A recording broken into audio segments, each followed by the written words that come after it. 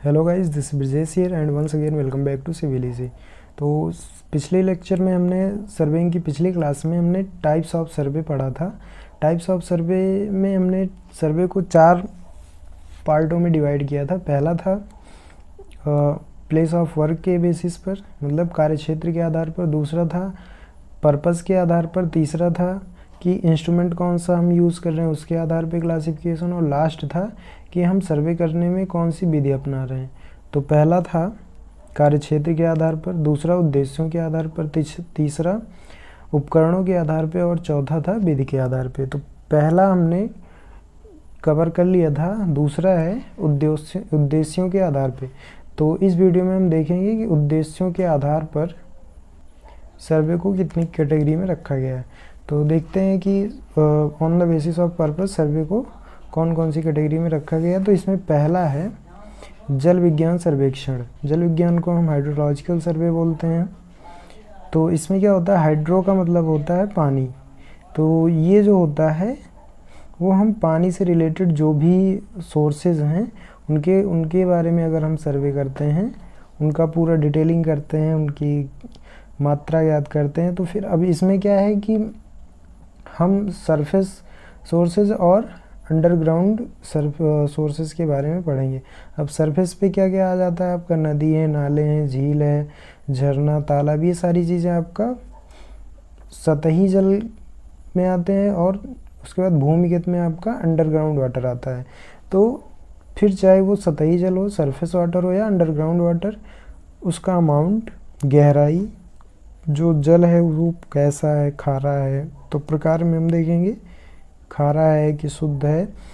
और उसके बाद विस्तार, वो कितनी दूर तक फैला है। तो ये सारी चीज़ें, अगर इन सारी चीज़ों के बारे में हम सर्वे करते हैं तो उसे हम रखेंगे जल विज्ञान सर्वेक्षण की कैटेगरी में। देन उसके बाद दूसरा है भूवैज्ञानिक सर्वेक्षण। देखिए, भूवैज्ञानिक का मतलब है कि अगर हम ज़मीन की सतह के नीचे स्थित जो भी चट्टानें हैं या कोई अन्य पदार्थ की रचना की जानकारी तथा बांधों, सुरंगों, भूमिगत निर्माण। अब भूमिगत निर्माण में आपका अंडरग्राउंड जो भी रेलवे स्टेशन हो गए या मेट्रो स्टेशन हो गए या कोई सुरंग है, तो उन सारी चीज़ों के निर्माण से पहले हम जो सर्वे करते हैं उसे हम बोलते हैं भूवैज्ञानिक सर्वेक्षण। तो जल विज्ञान सर्वेक्षण क्या होता है कि मतलब भूमिगत या सतही जल की उपलब्धता जहाँ जहाँ पे है, अगर उसकी हम जानकारी इकट्ठा करते हैं तो उसे हम रखते हैं भूवैज्ञानिक, मतलब जल विज्ञान सर्वेक्षण की कैटेगरी में। वहीं पे दूसरा है आपका भूवैज्ञानिक सर्वेक्षण। भूवैज्ञानिक सर्वेक्षण में क्या करते हैं कि भूमि की सतह के नीचे जो भी चट्टानें मौजूद हैं या कोई अन्य पदार्थ की रचना की जानकारी हमें इकट्ठा करनी हो या फिर बांध बनाना हो, सुरंग बनाना हो, तो उसके लिए अगर हम बनाने से पहले जो भी सर्वे करते हैं उसे हम भूवैज्ञानिक सर्वेक्षण या जियोलॉजिकल सर्वे कहते हैं। नेक्स्ट है आपका, अगला है खान सर्वेक्षण। खान को हम इंग्लिश में माइन सर्वे बोलते हैं। देखिए, अगर आप नाम से याद करने की कोशिश करेंगे तो इजी होगा। तो आप नाम से अगर याद करते हैं तो समझने में भी आसान होगा और याद करने में भी आसान होगा। तो खान का मतलब होता है, अब खान से हम खनिज पदार्थों को प्राप्त करते हैं। तो अगर किसी भी खनिज पदार्थ को प्राप्त करने से पहले या अयस्कों को पता लगाने से के लिए जो हम सर्वे करते हैं उसे हम खान सर्वेक्षण कहते हैं। तो डेफिनेशन आप क्या लिखेंगे इसका, कि खनिज पदार्थों तथा अयस्कों आदि का पता लगाने के लिए खान सर्वेक्षण का उपयोग किया जाता है, जिसे हम माइन सर्वे कहते हैं। नेक्स्ट है आपका पुरातत्व सर्वेक्षण। पुरातत्व सर्वेक्षण को हम आर्कियोलॉजिकल सर्वे बोलते हैं। अब पुरातत्व सर्वे जो होता है ये पुरातत्व विभाग वाले लोग करते हैं। पुरातत्व विभाग के लोगों का काम होता है कि ज़मीन के अंदर जो भी बहुत समय पहले कोई संरचना अगर दब गई हो, कोई वस्तु दबी हो, तो इन सारी चीज़ों की खुदाई करके वो उनका पता लगाते हैं। तो अगर ऐसा कोई सर्वे किया जा रहा है तो उसे हम बोलते हैं आर्कियोलॉजिकल सर्वे। इसमें क्या होता है कि कोई भी संरचना हो गई, कोई भी वस्तु हो गई, अब बहुत पुराने हमें कई बार चिन्ह मिल जाते हैं, सिंबल्स, या फिर अवशेष, किसी भी जानवर के अवशेष मिल रहे हैं। तो इन सारी चीज़ों को खोजने के लिए जो सर्वे किया जाता है वो आर्कियोलॉजिकल या पुरातत्व सर्वेक्षण की कैटेगरी में रखते हैं। नेक्स्ट है सैनिक सर्वेक्षण। सैनिक सर्वेक्षण का मतलब मिलिट्री सर्वे इंग्लिश में इसे हम बोलते हैं कि अगर हम सैनिक दृष्टिकोण से कोई भी सर्वे करते हैं, सैनिक दृष्टिकोण से अब कौन कौन से सर्वे हो सकते हैं, जैसे किसी महत्वपूर्ण बिंदु का कोई महत्वपूर्ण ठिकाना हो गया, पुलों का, दर्रों का या फिर रास्तों का हम पता लगाते हैं तो उसे हम मिलिट्री सर्वे कहते हैं। और देखिए इन सारी चीज़ों का पता हम और चीज़ों में भी लगाते हैं, लेकिन वो क्या होता है कि वो मिलिट्री के सैनिक के पर्पज़ से नहीं होता है, सैनिक दृष्टिकोण से नहीं होता है, तो उसे हम मिलिट्री सर्वे के अंतर्गत नहीं रख सकते हैं। लेकिन यहाँ पे क्या है कि अगर हम कोई भी सर्वे, फिर चाहे वो जिस चीज़ से रिलेटेड सर्वे हो, अगर हम उसको सैनिक दृष्टिकोण से मिलिट्री के पॉइंट ऑफ व्यू से कर रहे हैं तो उसे हम मिलिट्री का सर्वे कहेंगे या फिर मिलिट्री सर्वेक्षण कहेंगे। नेक्स्ट है आपका इंजीनियरिंग सर्वे। इंजीनियरिंग सर्वे अब देखिए ज़्यादातर अब जो करंट टाइम पे है वो हम इंजीनियरिंग सर्वे का ही इस्तेमाल कर रहे हैं, क्योंकि अगर हमें कोई बिल्डिंग बनानी हो, कोई स्ट्रक्चर तैयार करना हो, आप बिल्डिंग ना बोल के अगर आप स्ट्रक्चर बोल देंगे तो उनमें हर तरह के स्ट्रक्चर आ जाएंगे। फिर उसमें बिल्डिंग हो गई, टनल हो गया, बांध हो गए और ओवरब्रिज हो गए, ये सारी चीज़ें स्ट्रक्चर के अंतर्गत आ जाएंगी। तो आपको क्या करना है कि जो भी हम इंजीनियरिंग प्रोजेक्ट्स तैयार करते हैं, अगर उसको करने से पहले हम सर्वे करते हैं तो उसे हम इंजीनियरिंग सर्वेक्षण कहते हैं। और अगर कोई भी आप स्ट्रक्चर बड़े प्रोजेक्ट पे काम कर रहे हैं तो वहाँ पे आपको इंजीनियरिंग सर्वे करना होगा। प्रोजेक्ट को स्टार्ट करने से पहले ही आपको सर्वे करना पड़ेगा। तो अब इसे भी दो कैटेगरी में रखा गया है, एक होता है प्रीलिमिनरी और दूसरा होता है रिकॉनेंस सर्वे, जिसे हम आवेक्षण सर्वेक्षण कहते हैं। तो देखिए प्रीलिमिनरी में क्या होता है कि जो प्रीलिमिनरी सर्वे होता है वो किसी भी काम को स्टार्ट करने से पहले उसके लिए एक जो प्रॉपर और सबसे अच्छी लोकेशन होती है, कि अगर हमें ओवरब्रिज कहीं पे बनाना है तो उसके लिए बेस्ट लोकेशन क्या होगी, ओवरब्रिज बनाने के लिए एक सबसे अच्छी लोकेशन क्या होगी, अगर इसका हम पता लगा रहे हैं तो वो आएगा प्रीलिमिनरी या प्रारंभिक सर्वेक्षण के अंतर्गत। और वहीं पे अब जब हम प्रीलिमिनरी सर्वे कर लेंगे तो हमें उस प्रोजेक्ट के लिए एक रफ़ कॉस्ट तैयार करनी होगी। एक रफ़ कॉस्ट मतलब रफली हमें ये पता लगाना होता है कि इस प्रोजेक्ट को तैयार करने में कुल कितना खर्च आ जाएगा। तो अगर हम खर्च निकाल रहे हैं रफली तो उसे हम रखेंगे आवेक्षण सर्वेक्षण के अंतर्गत। एक बार हम डेफिनेशन अगर देख लें तो इंजीनियरिंग सर्वे हम किसे कहते हैं कि इसका उपयोग किसी भी निर्माण कार्य जैसे भवन हो गया, नहर, रेल मार्ग, सड़क, पुल, बांध आदि की परियोजना तैयार करने व अभिकल्पन में किया जाता है। हमने आपको स्टार्टिंग में ही बताया कि अगर आपको कोई किसी भी प्रोजेक्ट पे काम करना है तो अगर उससे रिलेटेड हम सर्वे करते हैं तो उसे हम इंजीनियरिंग सर्वे कहते हैं। अब ये दो प्रकार का होता है, पहला प्रीलिमिनरी और दूसरा रिकॉनेंस सर्वे।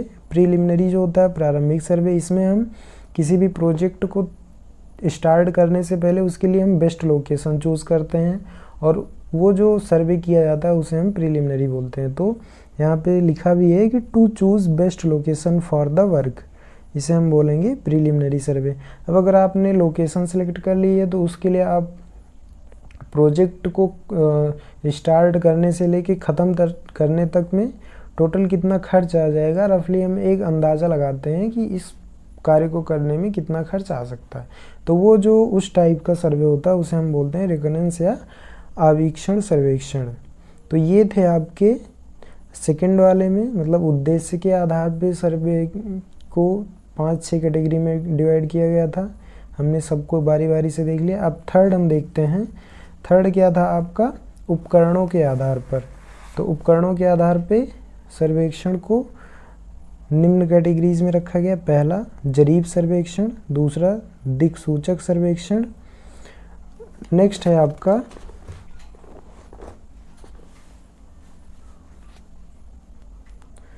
पटल सर्वेक्षण, उसके बाद है थियोडोलाइट सर्वेक्षण, टैक्योमेट्री सर्वेक्षण, फोटो सर्वेक्षण, ईडीएम टोटल स्टेशन और भी कई सारे।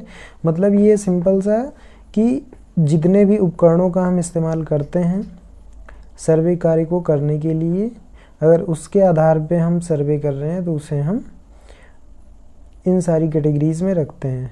पहला था आपका जरीब सर्वेक्षण। जरीब हम चेन को बोलते हैं। चेन का जो काम होता है वो लंबाई मापने के लिए की जाती है, और ये जो होता है वो इसमें लिंक्स बने होते हैं। देखिए पहला आपने देखा जरीब सर्वेक्षण, जिसे हम चेन सर्वे कहते हैं। ये जो होता है चेन सर्वे जो होता है, ये जैसे अभी हम ज़्यादातर यूज़ करते हैं दूरी को मापने के लिए फीते का इस्तेमाल करते हैं, वैसे ही पुराने टाइम पे दूरी मापने के लिए हम चेन का इस्तेमाल करते थे। तो अगर हम कोई ऐसा सर्वे करते हैं जिसमें हम चेन का यूज़ करते हैं तो उसे हम जरीब सर्वेक्षण कहते हैं। दूसरा आपने देखा कंपास सर्वे, जिसे दिक् सूचक सर्वे बोला गया। कंपास का जो काम होता है, कंपास का काम होता है ये हमेशा डायरेक्शन शो करता है। डायरेक्शन शो करने के लिए हम कंपास का यूज़ करते हैं, और ये नॉर्थ साउथ डायरेक्शन को शो करता है।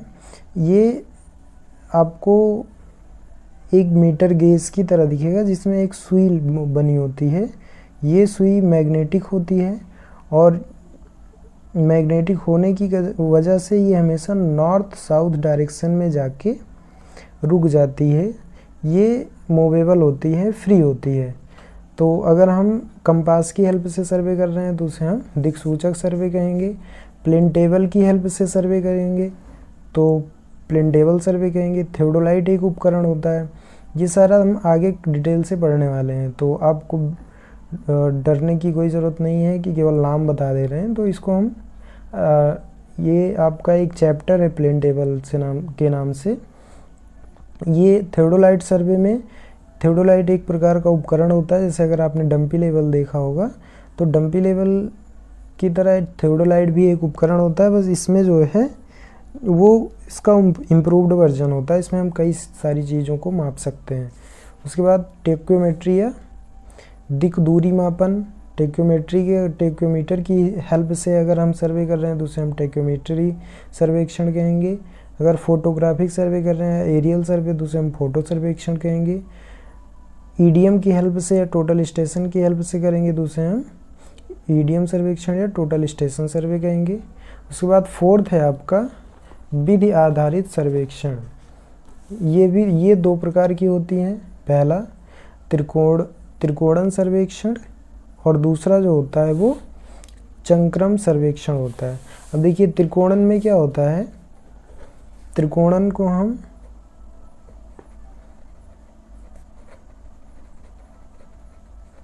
ट्रायंगुलेशन सर्वे बोलते हैं। इसमें क्या होता है कि अगर आपको कोई एक एरिया दे दी गई है तो उस एरिया को हम छोटे छोटे ट्रायंगल्स में, अगर हम नाम से देखें तो यहाँ पे कहीं ना कहीं ट्रायंगल आ रहा है, तो उस एरिया को, पूरे एरिया को हम छोटे छोटे ट्रायंगल्स में डिवाइड कर लेते हैं अपनी सुविधा के अकॉर्डिंग।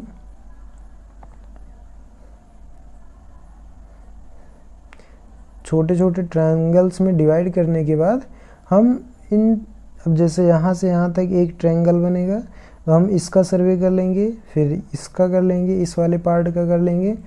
तो अगर हम कुछ ऐसा सर्वे कर रहे हैं कि जो हमारे पास क्षेत्रफल है उसको अगर हम ट्रायंगल्स में डिवाइड करके सर्वे कर रहे हैं तो उसे हम बोलेंगे ट्रायंगुलेशन सर्वे। वहीं पे चंक्रम सर्वेक्षण में क्या होता है कि जैसे अभी से हम जो भी हमारा एरिया होगा उसे हम ट्रायंगल्स में ना डिवाइड करके, जैसे मान लो हमारे पास कोई एक क्षेत्रफल हो, इस एरिया का हमें क्षेत्रफल करना है, इसमें कई सारे पॉइंट्स हैं, इन सब की हमें डिटेलिंग करनी है। तो अगर हम सर्वे को करना स्टार्ट यहाँ से करें, ये मान लो ए पॉइंट है, ये बी, ये सी, डी, ई एंड एफ। अगर हम यहाँ से सर्वे को करना स्टार्ट करें, ए से बी पे जाएं, बी से सी का सर्वे करें, उसके बाद सी से डी, डी से ई, ई से एफ, और उसके बाद फिर से हम ए पे चलें, तो ये पूरा एक चक्र बन रहा है, एक साइकिल बन रही है। तो इसी के आधार पे हम बोलते हैं चंक्रम सर्वेक्षण। चंक्रम सर्वेक्षण ये भी दो प्रकार का होता है, एक होती है खुली चंक्रम और दूसरी बंद चंक्रम। खुली में क्या होता है कि जैसे जिस पॉइंट से हमने सर्वे करना स्टार्ट किया, अगर हम उसी पॉइंट पे जाके अपने सर्वे को ख़त्म करते हैं तो वो होता है बंद चंक्रम में। अब जैसे यहाँ पे हमने ए पॉइंट से सर्वे करना स्टार्ट किया, अगर सर्वे को हम ए पॉइंट पे लाके ख़त्म करते हैं तो वो बंद चंक्रम में आएगी। लेकिन किसी कारणवश ये ए पे ना ख़त्म होके मान लो एफ पे ही ख़त्म होती है, ये वाला हम सर्वे नहीं करते हैं, तो क्या होगा, ये ओपन होगा, यहाँ पे खुला हुआ होगा, मतलब ये एक क्लोज साइकिल कंप्लीट नहीं करेगी। तो उसके आधार पे हम इसे खुली चंक्रम कहेंगे। तो चंक्रम क्या होता है आपको समझ में आया, और ये दो प्रकार से होता है, पहला खुली और दूसरा बंद। इसके बाद आइए हम इसकी डेफिनेशन देख लेते हैं जल्दी से। तो त्रिकोणीय सर्वेक्षण क्या होता है कि इस सर्वे में हम क्षेत्र को नियंत्रण बिंदु त्रिकोणों द्वारा स्थापित किए जाते हैं। इसमें क्या होता है कि जो भी हमारे पास क्षेत्रफल होता है उसे हम कंट्रोल पॉइंट्स द्वारा छोटे छोटे ट्रायंगल्स में डिवाइड कर लेते हैं, उसके बाद हम वहाँ पे सर्वे करना स्टार्ट करते हैं। तो वही बोला गया कि इस सर्वेक्षण में क्षेत्र में नियंत्रण बिंदु त्रिकोणों द्वारा स्थापित किए जाते हैं और पूरे क्षेत्रफल को हम ट्रायंगल्स के नेटवर्क में डिवाइड कर लेते हैं और उसके बाद हम सर्वे करना स्टार्ट करते हैं। तो ऐसे सर्वे को हम त्रिकोणन सर्वेक्षण बोलेंगे। नेक्स्ट चंक्रम सर्वेक्षण की डेफिनेशन देख लेते हैं कि इस सर्वेक्षण में क्षेत्र में नियंत्रण बिंदु रेखीय व कोणीय मापों द्वारा स्थापित किए जाते हैं। अब देखिए ये जो होता है, इस प्रकार के सर्वे में हम या तो एंगुलर मेजरमेंट करते हैं या फिर लीनियर मेजरमेंट करते हैं।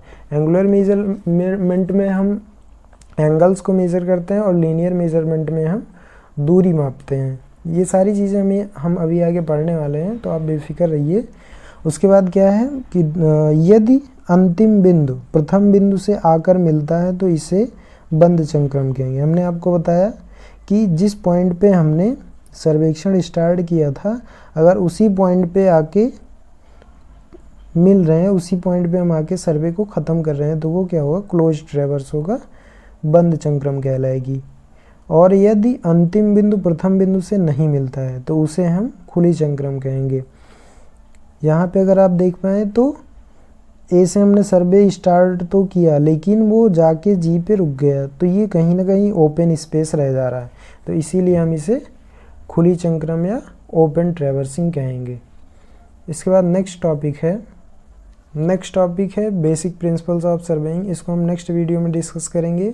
ये काफ़ी ज़्यादा इम्पॉर्टेंट टॉपिक है, तो इसे हम अच्छे से पढ़ेंगे, इसीलिए हम इसको नेक्स्ट वीडियो में पढ़ने वाले हैं, क्योंकि अगर अभी पढ़ेंगे तो वीडियो काफ़ी ज़्यादा लंबा हो जाएगा। तो हम इसको नेक्स्ट वीडियो में डिस्कस कर लेंगे। तो आज के लिए बस इतना ही, मिलते हैं अगली वीडियो में। तब तक के लिए जय हिंद, जय भारत।